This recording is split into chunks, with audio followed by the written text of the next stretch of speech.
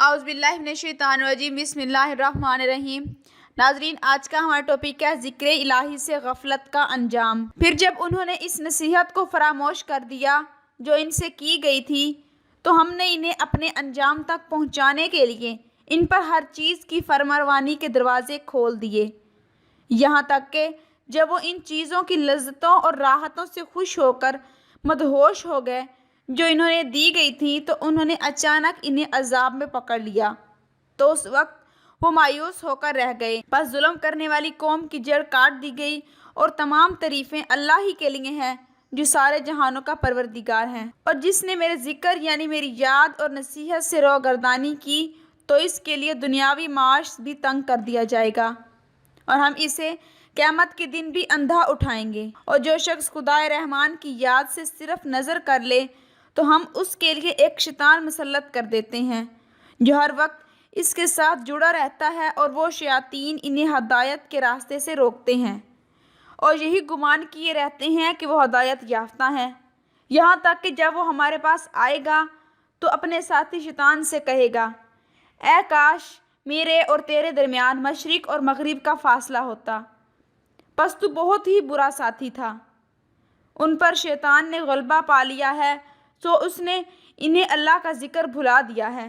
یہی لوگ شیطان کا لشکر ہیں، جان لو کہ بے شک شیطانی گروہ کے لوگ ہی نقصان اٹھانے والے ہیں۔ اور ان لوگوں کی طرح نہ ہو جاؤ جو اللہ کو بھلا بیٹھتے ہیں، پھر اللہ نے ان کی جانوں کو ہی ان سے بھلا دیا کہ وہ اپنی جانوں کے لیے کچھ بھلائی کے لیے آگے بھیج دیتے۔ وہی لوگ نافرمان ہیں۔ اے ایمان والو، تمہارے مال، تمہاری اولاد کہیں تمہیں اللہ کی یاد سے غافل نہ کر دیں۔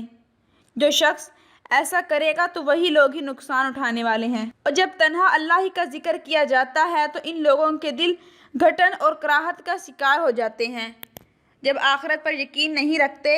اور جب اللہ کے سوا ان بتوں کا ذکر کیا جاتا ہے جنہیں وہ پوجتے ہیں تو وہ اچانک خوش ہو جاتے ہیں۔ کیا آپ نے ان لوگوں کو نہیں دیکھا جنہیں آسمانی کتاب کا حصہ دیا گیا ہے، پھر بھی وہ بتوں اور شیطان اور ایمان رکھتے ہیں، اور کافروں کے بارے میں کہتے ہیں کہ مسلمان کی نسبت کافر زیادہ سیدھی راہ پر ہیں۔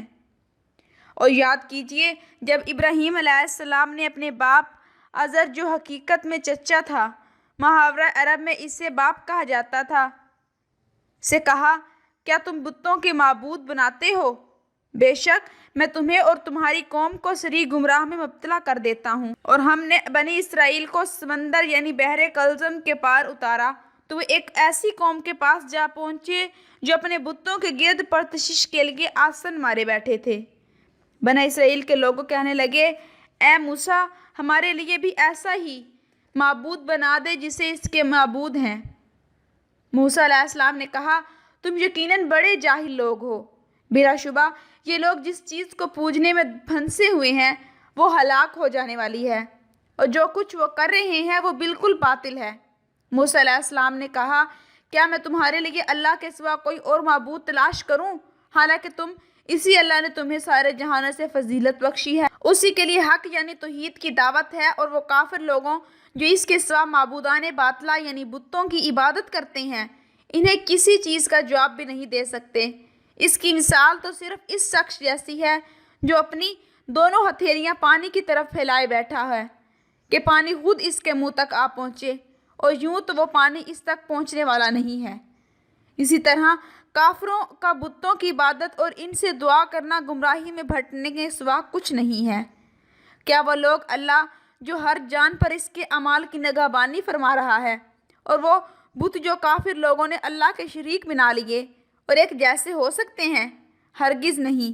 آپ فرما دیجئے کہ ان کے نام تو بتاؤ۔ نادانو، کیا تم اس اللہ کے اس چیز کی خبر دیتے ہو جس کے وجود کو وہ ساری زمین میں نہیں جانتا، یا یہ صرف ظاہری باتیں ہیں کہ جن کا حقیقت میں کوئی تعلق نہیں؟ بلکہ حقیقت تو یہ ہے کہ کافر کے لیے ان فریب خوشنما بنا دیا گیا ہے، اور وہ سیدھی راہ سے روکے دیے گئے ہیں، اور جسے اللہ گمراہ ٹھہراتا ہے تو اس کے لیے کوئی ہادی نہیں۔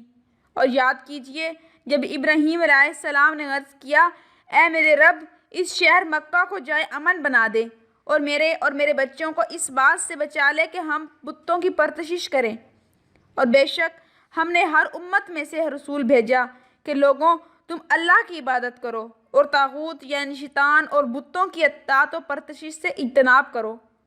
سو ان میں سے بعض وہ ہوئے جنہیں اللہ نے ہدایت فرما دی اور ان میں سے بعض وہ ہوئے جن پر گمراہی ٹھیک ثابت ہوئی۔ سو تم لوگ زمین میں سیر و سیاحت کرو اور دیکھو کہ جھٹلانے والوں کا کیا انجام ہے۔